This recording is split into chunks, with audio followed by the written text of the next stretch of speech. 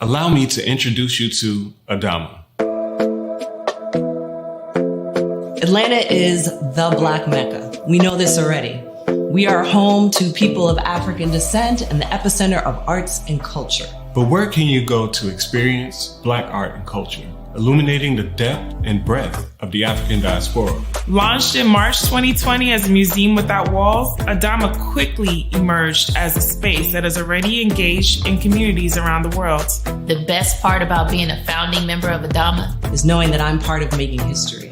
By contributing to ADAMA, you're joining a global community of dreamers and builders, bringing forth a world-class museum that highlights the Black global experience. And it's all happening here. Right here. Right here. Right here, right now. Right here in Atlanta, Georgia. Join us. Give. And get involved. ADAMA.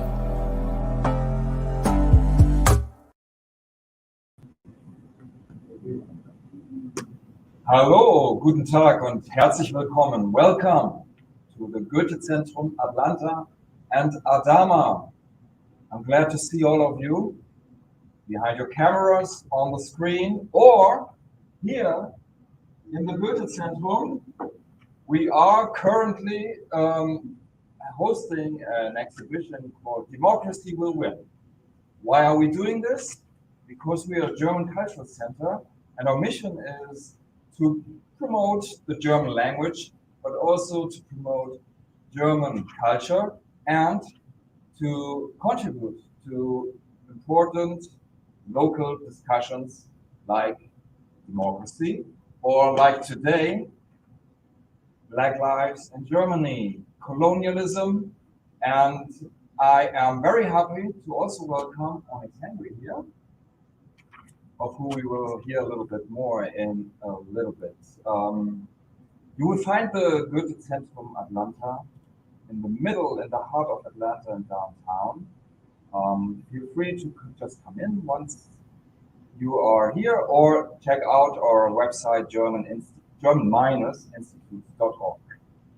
Today is the kickoff of our series, Black Life in Germany. And this is really exciting. We're thinking hard, and we found a great project manager to work with us on a series of events, of which this is the first one.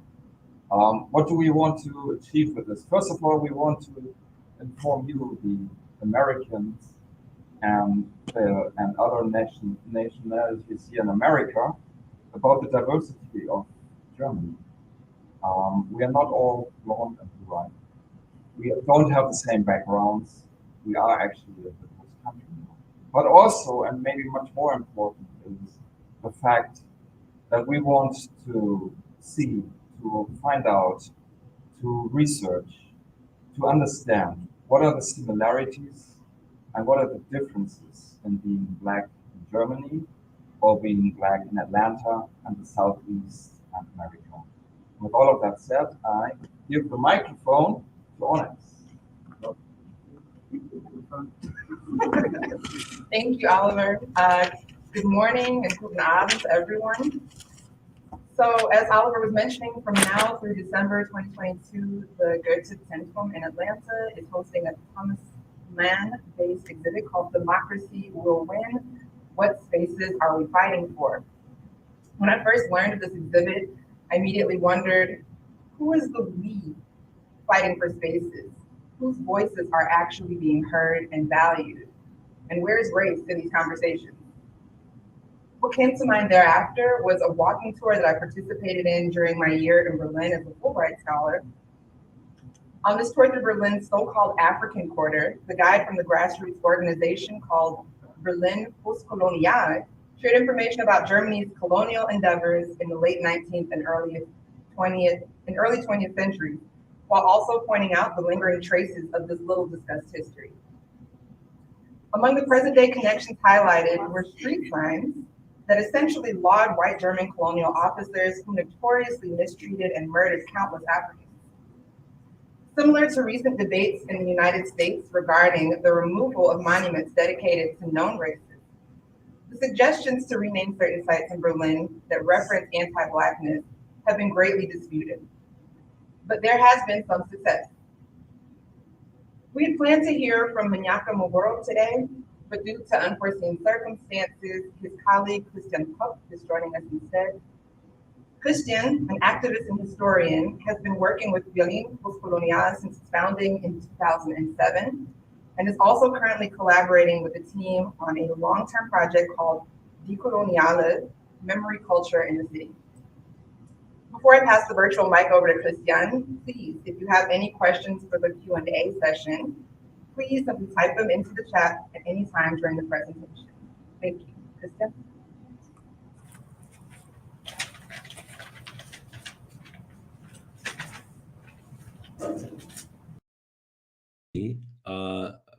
Even whether it, though it is still light at your place. Thank you very much for having me. I have to excuse myself right from the beginning, as I'm just a bad substitute of my Tanzanian Berlin-based colleague Mnyaka Sururu Mboro, as Onyx already mentioned. He is fallen sick, so I wasn't able to prepare a real speech or longer speech, but if you don't have a concept, you certainly look for pictures. So I brought you quite a lot of pictures, and I tried to show you all of them and comment on them. And I hope you will get an impression about the subject and what we are up to, and in what we are have been engaged for many years in Berlin.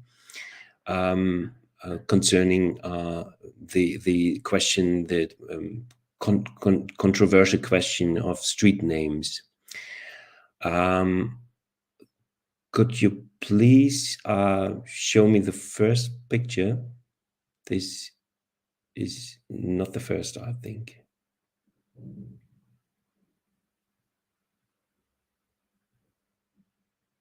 Or maybe it is.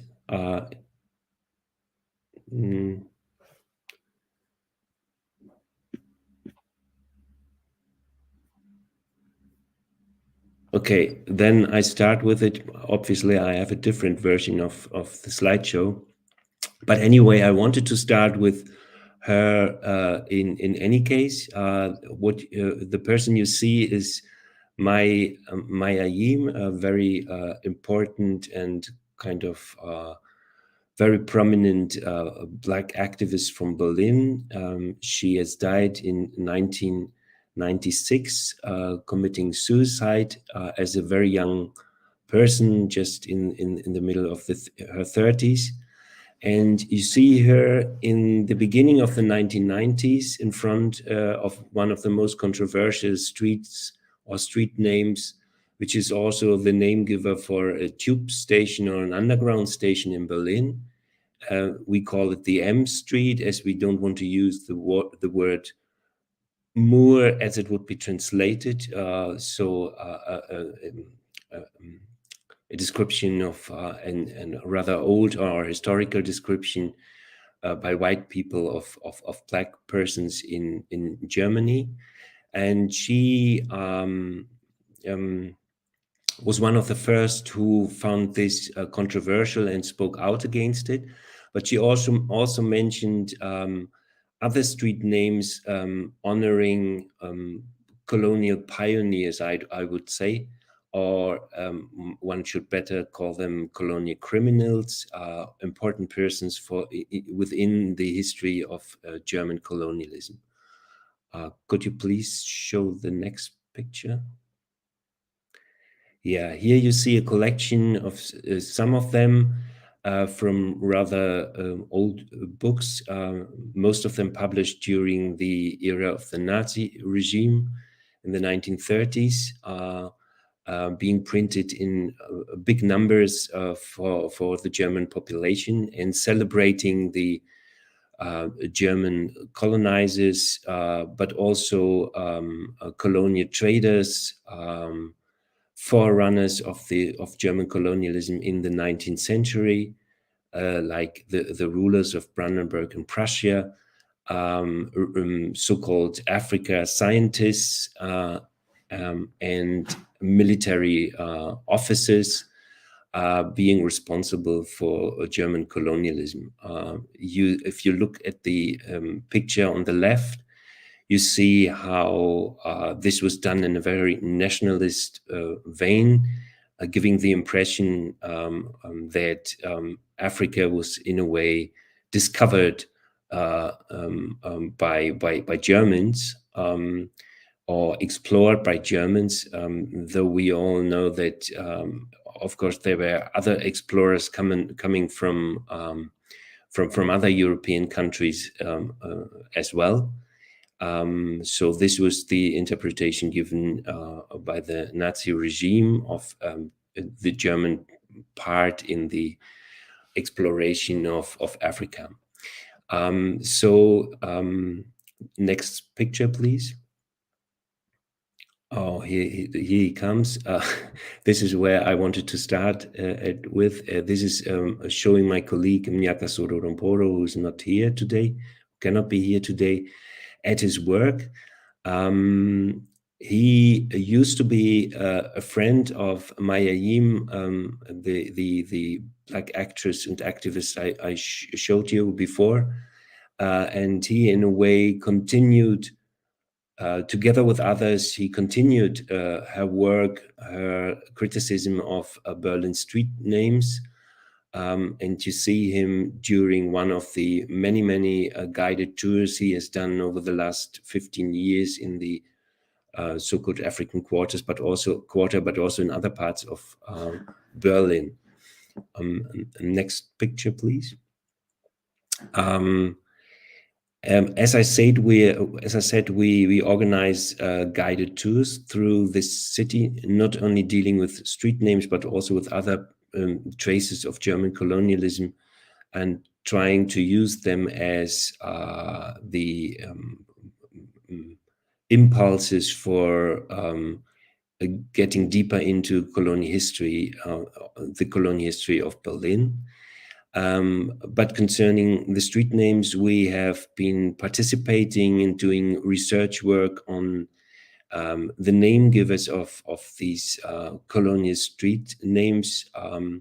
So we published together with a much more important NGO called the Initiative of Black People in Germany, ISD.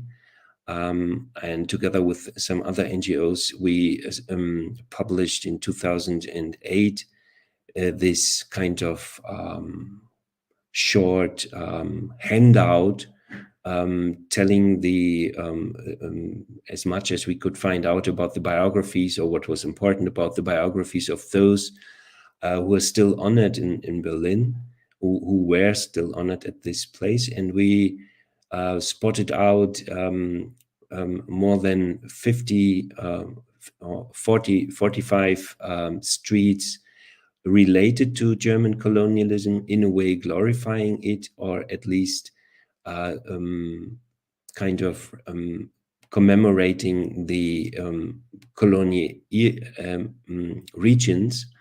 But there were 12 street names, as far as I remember, where we said these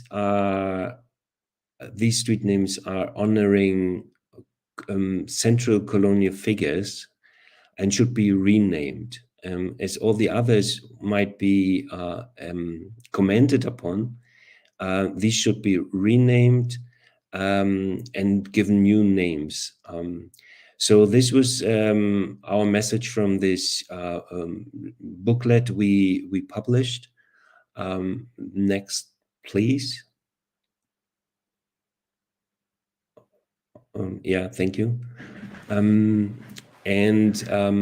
It didn't take very long that one of the districts in Berlin, in the question of naming and renaming streets, is a decision of is in the responsibility of the districts of Berlin, which is special in a way in Germany, as usually the city councils decide. It gives you gave us the opportunity or possibility to be successful in at least those districts of Berlin where the political parties are more sympathetic to the cause of changing street names and about Black activism as well. So the rather famous Kreuzberg district reacted to this booklet I talked about, and singled out one proposal we had to change the street name Gröbenufer into Mayayim Ufer, Mayayim, the lady I talked about. The idea behind it was that we didn't just want to change the street names or let them disappear, but we wanted to use a new, or introduce a new possibility, a new perspective on German colonialism and on resistance, on the resistance movement against it. So we proposed to exchange the names and to keep the relation to German colonialism and colonial history, but giving it a new, completely new and opposite direction of this commemoration. So that's why we introduced or proposed Mayayim as the new name giver of the Gröbenufer. The Gröbenufer, for your short explanation, was honoring a guy you see in the picture here. He was the first governor of an enslavement fortress in Ghana, which was set up by the Brandenburg Prussian rulers in the late 17th century, when they tried for at least 30 years to take part in the enslavement trade and deported around 20,000 Western African people to the Caribbean. You see one of Gröben's young Black servants in the corner of the picture. So he definitely brought enslaved children to Germany as well. And you see him holding the grounding, how you call this, a drawing showing the fortress in Ghana called Great Fredericksburg, which is still in existence today. So you could visit it. It is the only enslavement fortress of a German state in Western Africa. It is today called Princestown. So we were successful in changing this street name. Next, please. This was in 2009 or 10. But most of the other streets were situated or are situated in the so-called African Quarter in Berlin. In fact, there's a number of more than 20 street names, in a way glorifying German colonial rule in Africa. So that's why I put African Quarter in brackets. It's not an official name, and it's even a misleading and euphemistic name, as it should rather be called Colonial Quarter or Colonial German African Colonial Quarter. As it is, of course, not honoring any African countries or persons, but doing actually the opposite of this. I talked about street names like the Cameroon Street or the Togo Street, commemorating the former German colonies and trying to bring close to the German population at the brink from the 19th to the 20th century, the idea of colonialism to the people, especially to the working class people living in this area in Wedding. But there are 3 streets which were among those we singled out for a change, and I will introduce them to you. If I can see the next picture, please. Oh, it's different as well. Maybe one more. And one more. Yeah, this is right. Thank you very much. This is showing a collage done in the 1930s, glorifying a tobacco trader from Bremen called Adolf Lüderitz, and he was the name giver to the Lüderitzstraße in Berlin. And he was celebrated for being the founder, the so-called founder of the colony German Southwest Africa, which is today Namibia. A second person, which would be seen on the next picture, please, is Gustav Nachtigall. He was celebrated as the founder of the German colonies Togo and Cameroon. He was in fact a kind of Africa explorer. Before that, later on becoming one of the top officials of the German government, the colonial department, and was sent to Cameroon and Togo to rise the flag, as you see on the picture there, and to formally install German colonial rule in Western Africa, in those parts where it was still possible, as there was a big competition between the French and the British and the Germans, all trying to seize colonial territories. And he is the name giver of today's Nachtigallplatz. And next picture, please.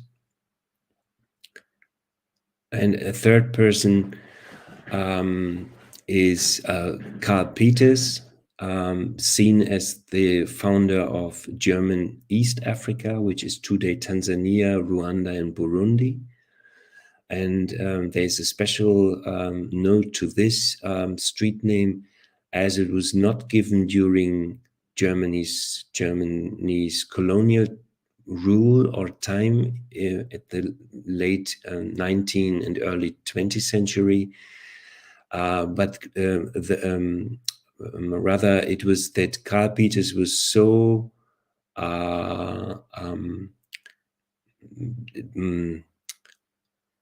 such a controversial figure in his time, being certainly one of the most racist criminals in German colonial service, that nobody would have had the idea to, or at least not the Berlin City Council would have had the idea to honor him with a street name. It was only in the 1930s, actually in 1939, very few weeks before the Nazi regime started World War II, that he was honored in the so-called African Quarter with a street name.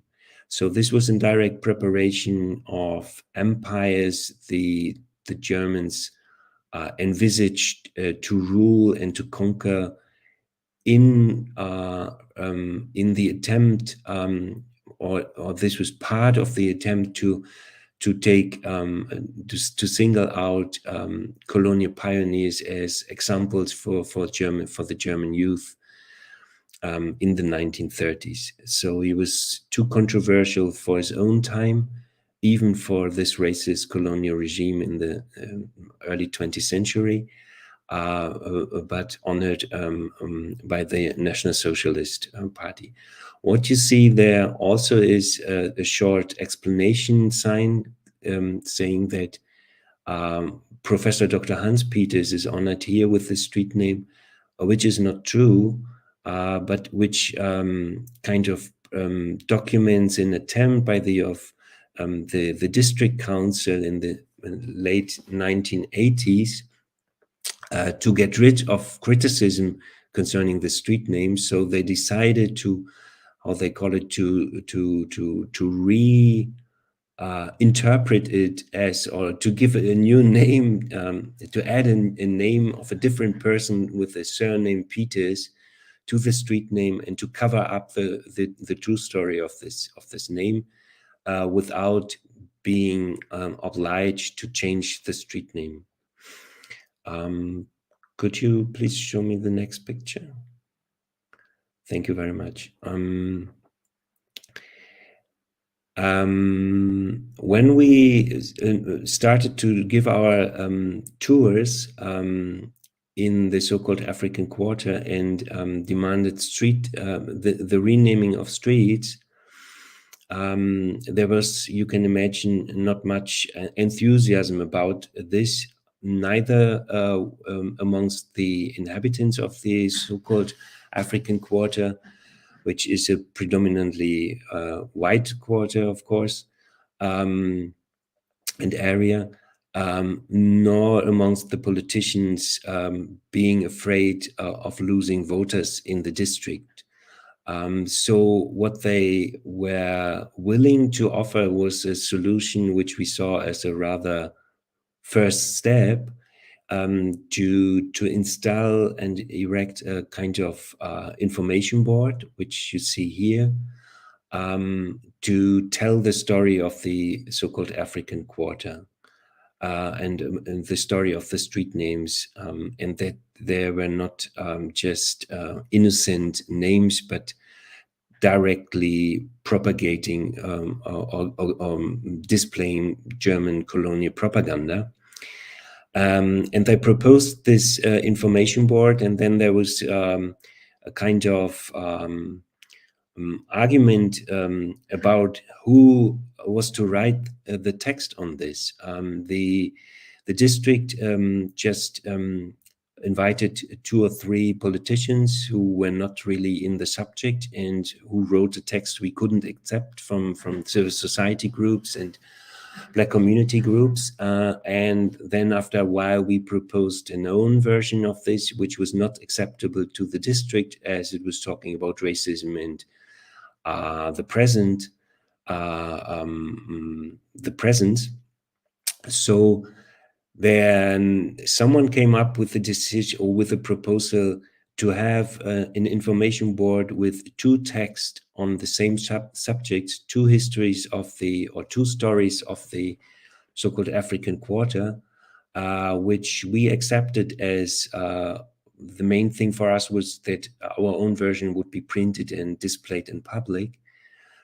So you have a very strange or remarkable information board still standing in the so-called African Quarter with 2 texts on it, and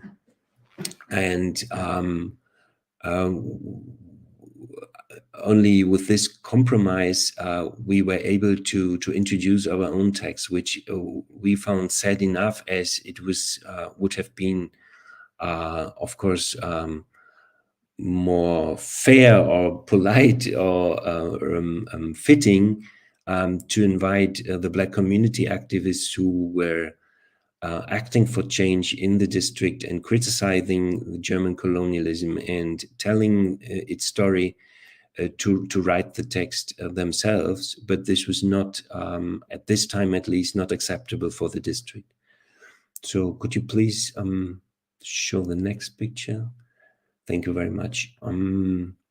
As I said, our intention from the beginning was not only to change street names and to make them disappear or make German colonial history in public space disappear, but we always proposed to highlight known or rather unknown personalities of anti-colonial resistance against the German rule, instead of these colonial, the honoring of these colonial perpetrators.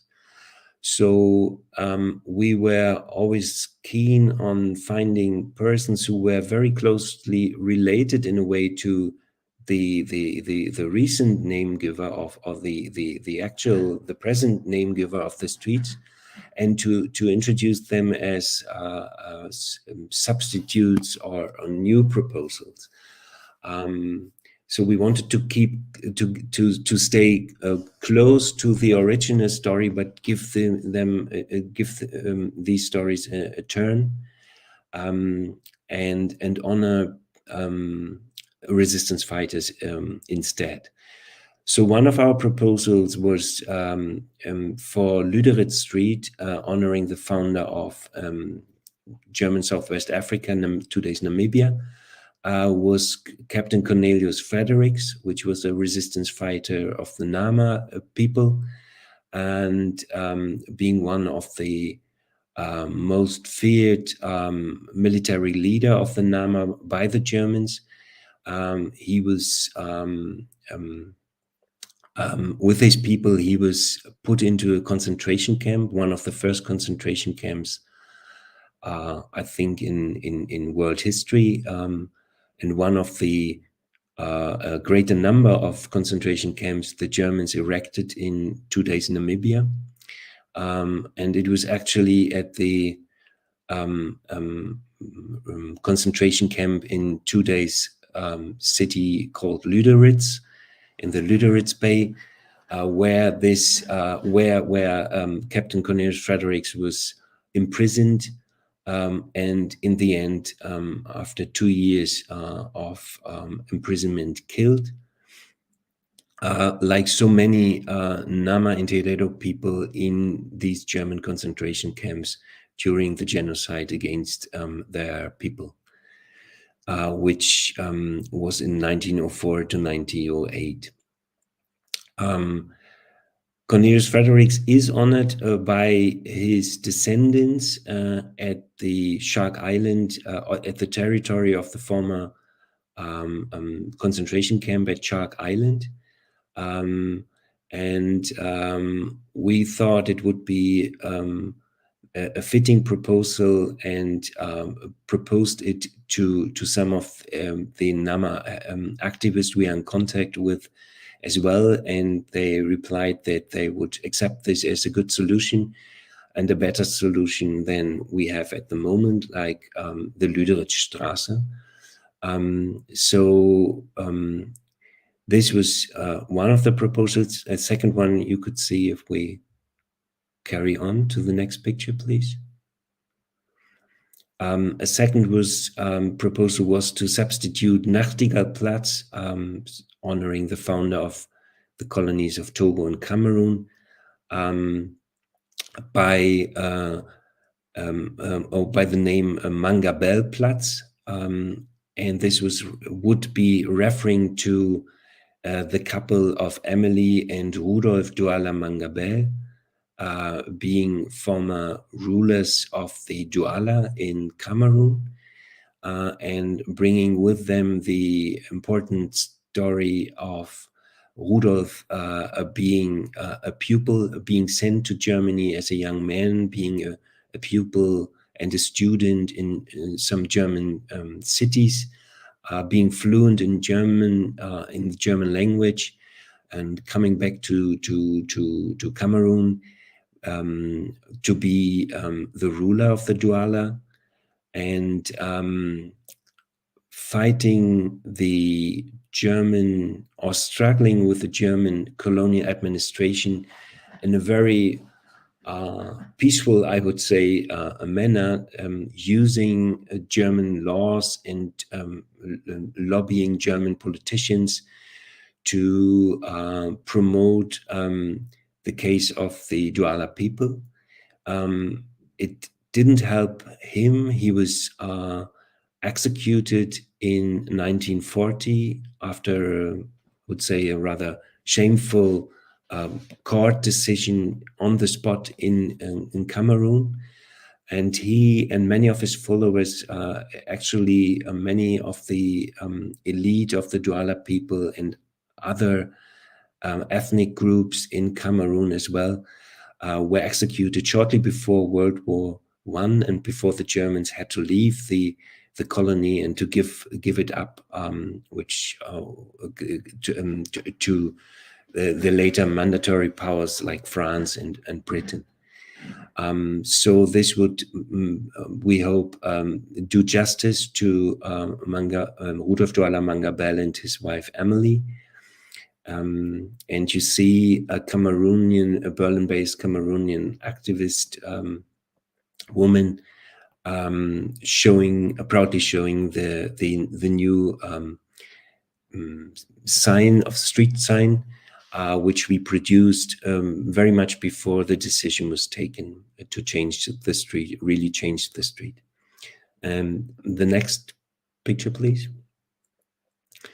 Thirdly, and almost finally, there was the proposition to change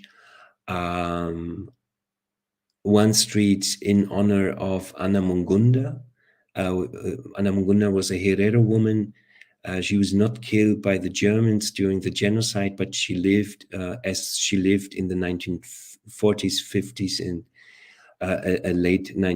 until the late 1950s. In 1959, she was shot by the South African apartheid regime during an uprising in Katutura in today's Windhoek, as the Overherero and other ethnic groups who were living in Windhoek where the regime tried to force a new living places on them and to drive them away from their old districts. So there was an uprising, which was a very important event for the upcoming resistance movement and militant resistance movement of the SWAPO and other parties against the apartheid regime from South Africa, who was treating Namibia as a colony. And this was one of the beginnings. This uprising there in the city of Windhoek, and Ana Mungunda was amongst these 12 people. She was the only woman who was killed during the turning down of the uprising, which was called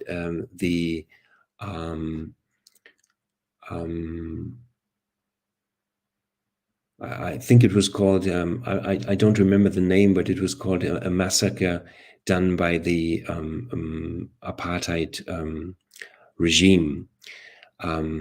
So our intention was to propose a Herero woman as well, beside a Nama person, as there is a special responsibility, we thought, of Germany relating to the Overherero and Nama as them being the most prominent victims of the genocide, losing many people or members of their communities in the early 20th century. And the next picture, please. And the last name we proposed was for the Peters Allee was Maji Allee. I told you that Karl Peters, the old and still actual or recent name giver, was seen as and celebrated as the founder of German East Africa.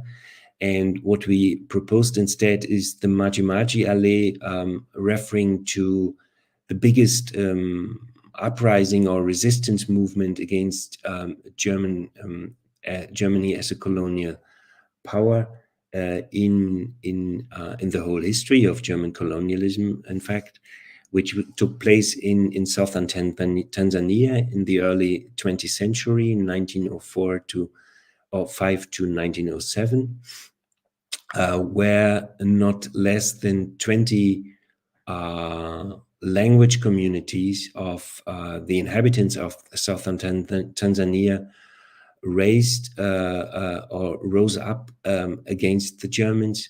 And the name of this uprising or resistance movement, Maji, comes from the Kiswahili word Maji for water, as there was what connected these people in their fight against the German was a kind of holy water or medicine, which was the medium they transported from community to community and the symbol for their rising.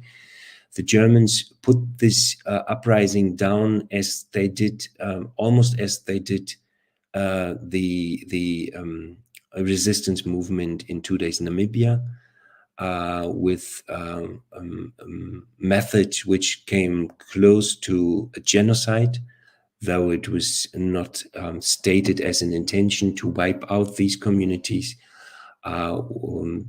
Historians judge that or estimate that 100,000 to 300,000 people died in this putting down because of the brutal German reaction to this war against their rule in southern Tanzania.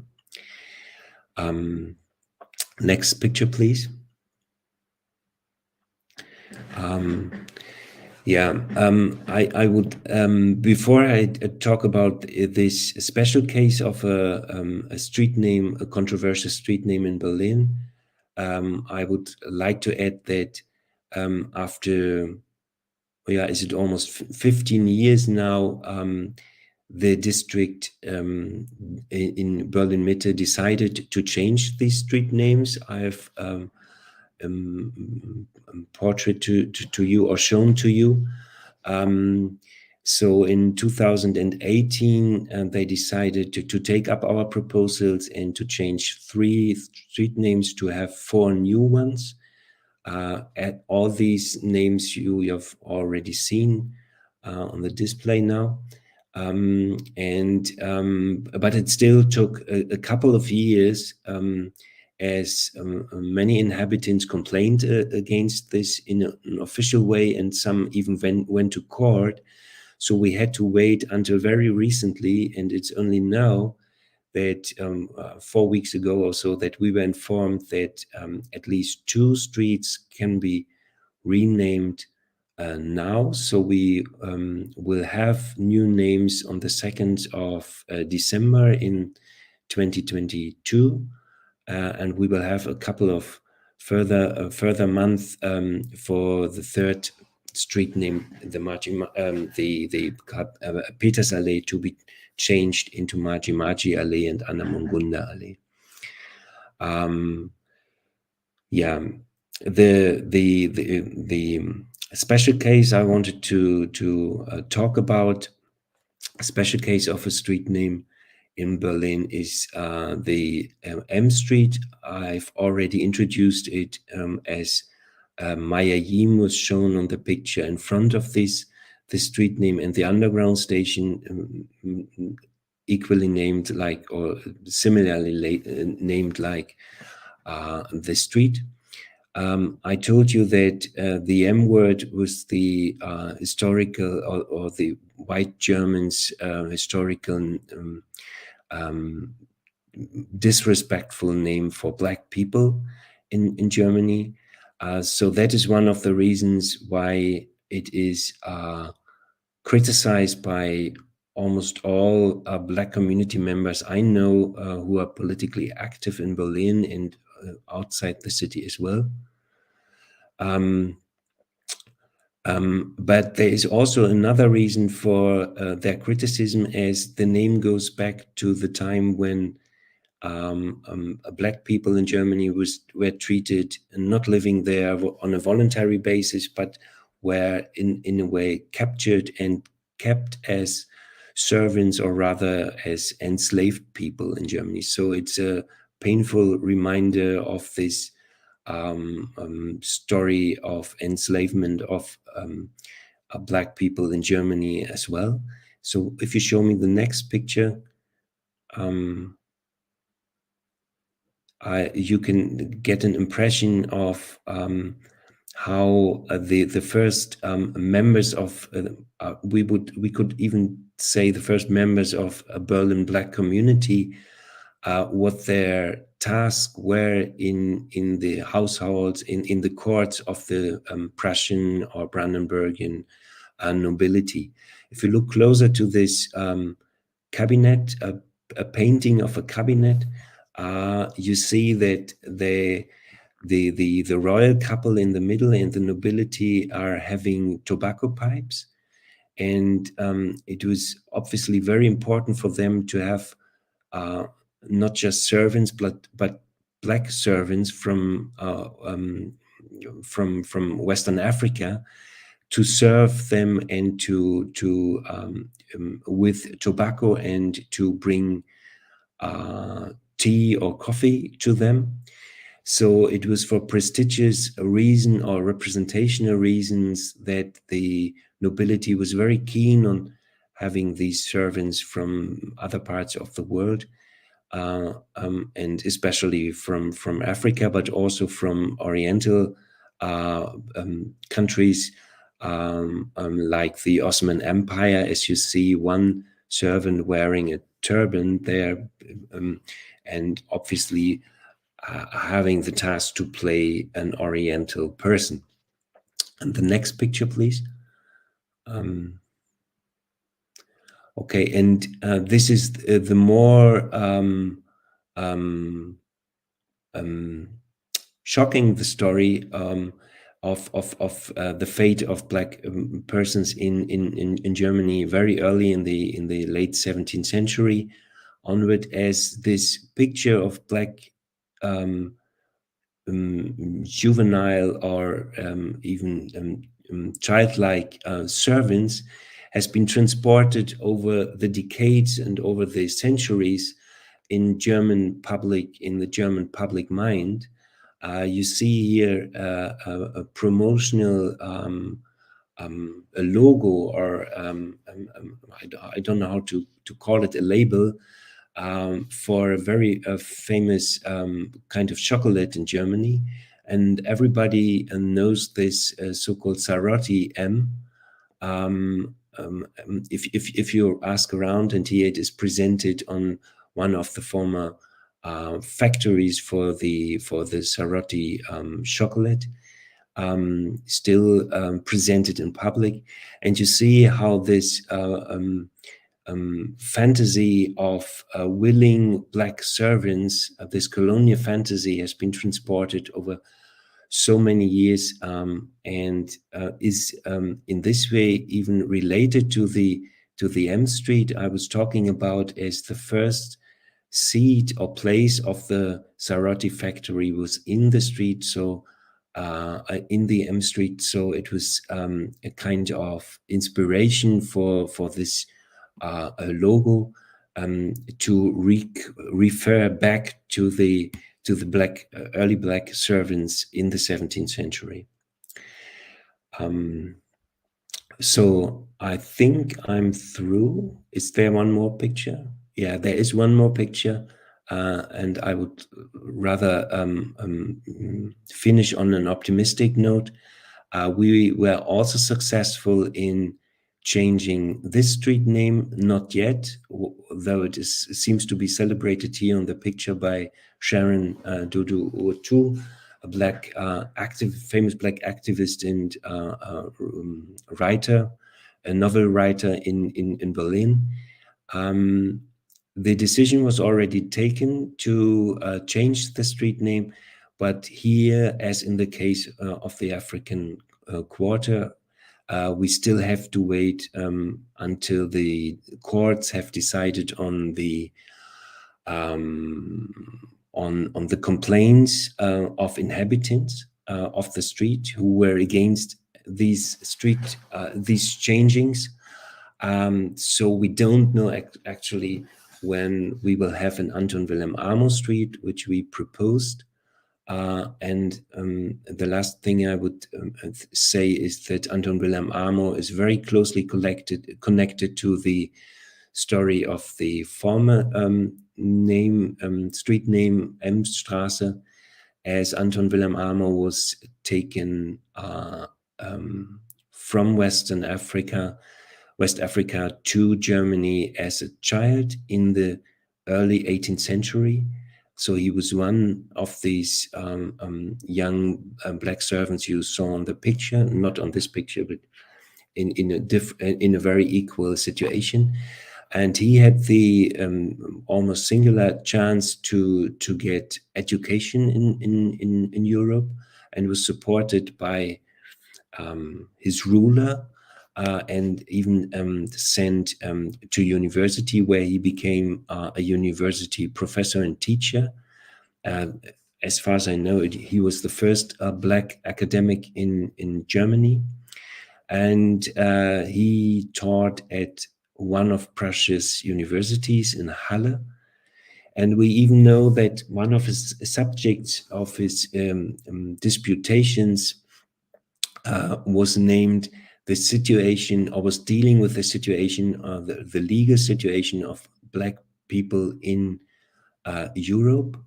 And it is very obvious, though it is not transmitted, or it is not existent anymore, the disputation and the treaty he wrote and discussed with his students.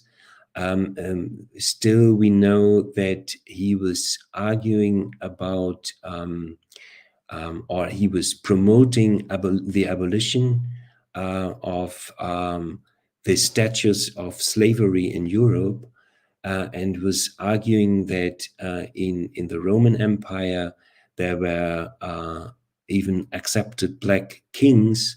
So if the Roman law would be important for the German law, which it was, then there shouldn't be any difference between white and Black people in Germany. So he was trying to contribute to the legal security of Black persons in Europe at the time, which was, to say the best, unclear whether they could be treated as slaves or not.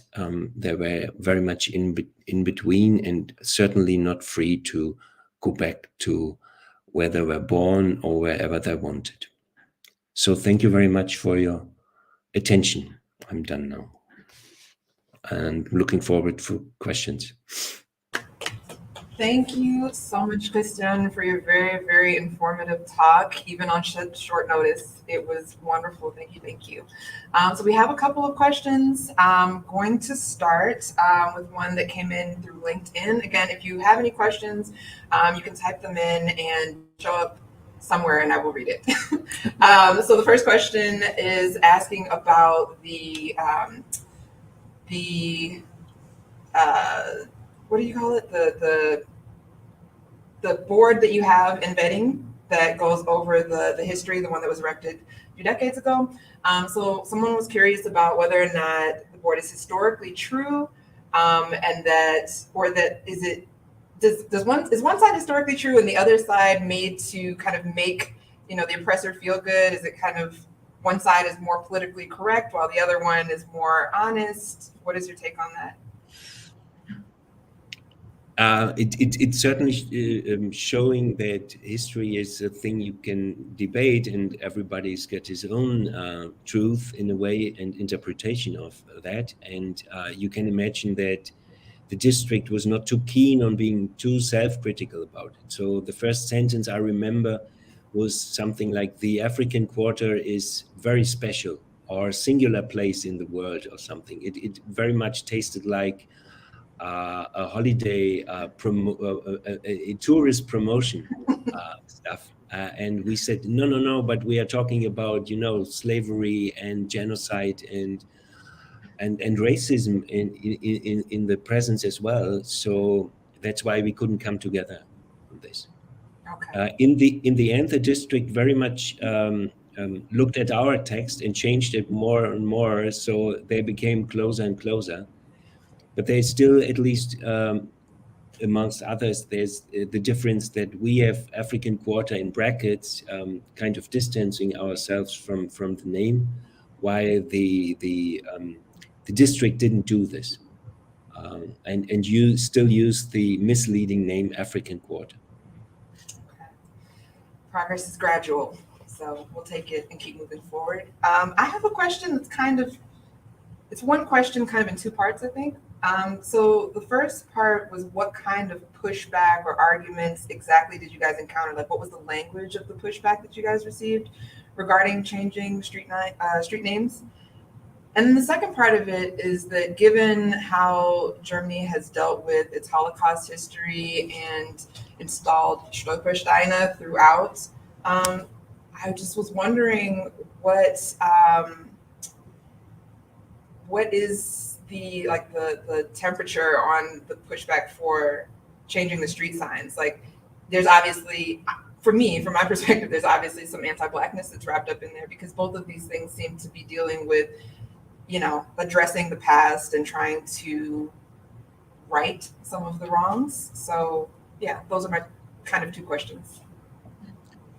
Yeah, I think the Stolpersteine and street names are very different in this thing, in this relation, or as I would guess that very few people would be upset or even would care. In the worst case, they wouldn't just care about the Stolpersteine. It doesn't hurt many people, but it's very different if you propose to change the name of a street someone is living in. It's for older people. It tends to be a part of their personality. At least it looks like this, and this is how they argued. And of course, you will be seen as a foreigner intruding, or someone stranger coming and taking away something, and criticizing your former living there without being critical about the name. So we confronted much even racist attacks on this. Mboro could tell you, my colleague could tell you stories about verbal attacks, but also physical attacks when he's doing guided tours by upset inhabitants of the quarter. The arguments are varying from not being critical about German colonialism and having a different opinion on these guys, on these criminals, up to very rather practical things, saying, well, this is expensive, it's causing costs for the district and also for myself, as I live in the street and I have to change my passport and so on. So all these things, but I was shocked in fact, in both cases, in the African Quarter, but also with the M Street, how energetic and how vibrant the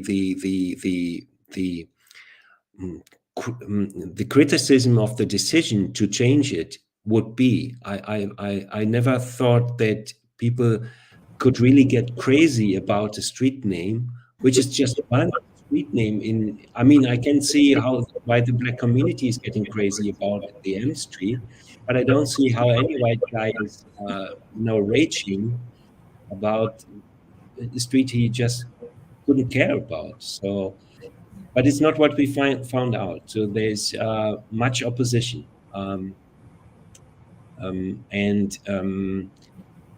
it partly has to do with the district not being willing or able to deal with the whole matter in a professional way. I guess there were not real good comrades to us or cooperation partners. They did this without consulting us, any new measures, and they didn't explain too much to the inhabitants. So it's seen as a rather selfish decision without democratic discussions being around it. Though we can say that at least for 15 years we have been talking about this and invited people to come to meetings and information events. Interesting. I had not thought about the practical implications of changing the street names for the residents, but I would dare to say that, murdering tens of thousands of people, hundreds of thousands of people is probably more expensive than whatever personal issues people have, but that's my perspective. Just wanted to see if there were any questions in the room, and we have one. Yeah. Oh, thank you. Good morning. My name is Esther. And so thank you for debating on a very, bold topic about German colonialism. Coming from a country that was colonized by Germany. My comment is that we've appreciated German rules because it was indirect rules, and what was left as legacy was kind of like recalled when we wanted to challenge others to do better. And I was really surprised that here we've got African countries, but we also have African street in Germany and so on. So my question today is, usually the streets are linked to heroes. Yeah. Where not the case, because like you have heroes who have fought for maybe independencies, who have fought for this. So you've got Nachigal that we mentioned, is a whole street in some of the provinces in our countries. So I'm like, how far could we go into naming the streets and everything? Maybe you are Marietta Street, Lucky Street, and everything. So I want to first of all stop and say congratulations for having a certain progress, but I think we can go further and dig a little bit and find those heroes that have been able to make the history and recall their name. Not only Germans, not only Africans, but real true heroes, and among them also some of the women. So thank you. So, as far as I understand, that was kind of more of a comment than a question, or is the question like, how can we continue the progress of renaming streets? Is that the question and a comment? Okay, it's a question and a comment. So yeah, so in case the audio was a little off, there was congratulations on the progress that has been made, connections made between things that are named in Africa after Germans who were colonists, to the German street names that are named after them as well. Are there any talks about what can be done also right now that you know of, Christian, or are there other things in the works, or is this kind of like one of the main campaigns in regard to trying to add to the history of German colonialism that people are aware of? Well, it is one of the main campaigns, but we have always been clear, or for us it has always been also been an instrument for raising a broader discussion on German colonialism, on racism yesterday and today. And it proved to be a very fitting tool to initiate such a debate. If you come out with such a, this was our experience, if you come out with such a proposal to change not only one but three street names in a quarter, it raises many people, and you have discussion. I mean, before we started our guided tours or regular tours there was very little knowledge even by the inhabitants of the street and people living in the quarter about the street names. They didn't know where these people were. So I remember Nachtigallplatz is the German word for nightingale. It's a surname in this case, but people told us, but this is about a bird, and it's not about Gustav Nachtigall. They didn't know him. So in a way, it shows it was used as a tool for rather than an educational and discursive practice we had in mind. And I remember one politician, a district politician, and there was a discussion, and she was asked by opponents of the renaming of the streets, and she was confronted with saying that the people from the audience, they said, but you yourself 2 years ago you voted against the renaming of the street names. And she said, yes, but so what? This is 2 years later, and I've learned about the street name and learned about what these guys were responsible for, and I have a different opinion now. And I found this very impressive. I mean, she was above 70 years old and a white lady, but she was obviously able to learn and take on things. So this is what we were up to. of course, to have this broader discussion, and we always have to do with other important discussions as well, like especially on human remains or ancestral remains being robbed in former German colonies and brought in thousands to Germany, being still there, and at some places still being used for research work. I remember that we were supporting the attempt of Ovaherero Nama activists to watch their ancestors or the skulls of their ancestors, and they were answered by the museum in Berlin, you are not allowed to enter the building and see them because you are not scientists.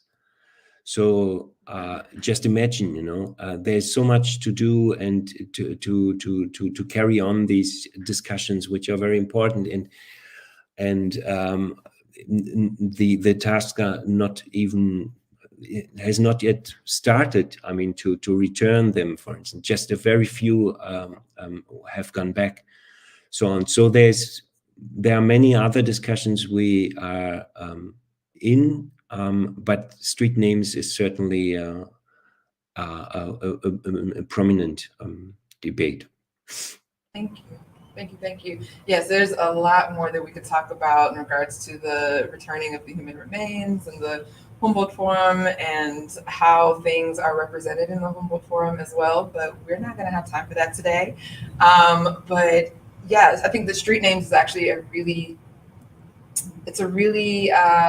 relevant place to start, just because everybody, you know, since the topic, you know, started overall with democracy, like everybody has access to that. Everybody can, well, all seeing people can see the street signs. Everybody knows what the street signs are, or what they say rather. And I think that it is important to address things that people, you know, encounter in their everyday lives and are confronted with that they don't necessarily have to be, you know? And so that is awesome that you guys have made the progress that you have. And I hope that you continue to make more. If there's any more questions in the room, I don't see any more questions in the chat. I have one more, and maybe there will be another after that. And if not, then we can end early, because I'm not opposed to that. So I have kind of a personal question, if it's okay. And it is, because we talked about this earlier, so I should just address this. So I wanted specifically a Black German to do this presentation, because I don't want to represent Black Germans, as I myself am not one. My research deals with representations of Black Germans or Blackness in post-war German children's and youth literature. But Mr. Mboro wasn't a Black German, but he was a Black person. And so I felt like his voice was also appropriate for this conversation. And given that he's sick, we have you now, Christian, and we're glad to have you. But I was really wanting to know, how is it that you, as a white man, I'm assuming that you identify as a white man, is that correct? Okay. How is it that you check yourself as a white man while doing this work? I think that a lot of white people often have the question of how they can be, you know, good allies, or how to not be too much in the way, how to use their voices and their platforms to advance anti-racist work, as you and your organization are doing.